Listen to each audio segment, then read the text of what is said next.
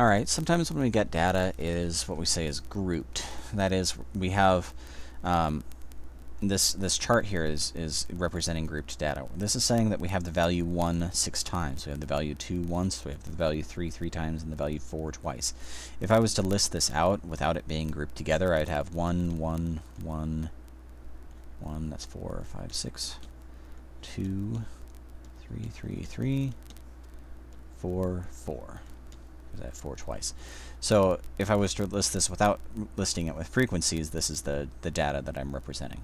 Now, the reason I'm bringing this up is because we actually can use a slightly different formula when we're talking about finding the grouped mean. That is, the mean of grouped data.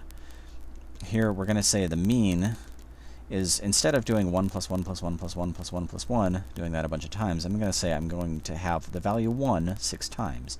So it's going to be 6 times 1. I'm going to have the value 2 once. So this is going to be 1 times 2. I'm going to have the value 3 3 times. And I'm going to have the value 4 twice.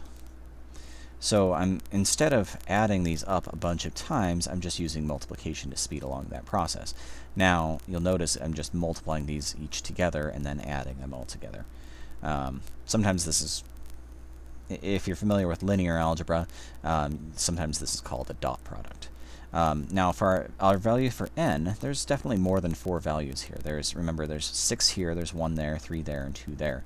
So to figure out our value for n, that is the number of data, the number of numbers here, that's 7, 10, 12. There's 12 different values. So when I'm computing this, 6 times 1 is 6, 2, 3, 9 rather, plus 8.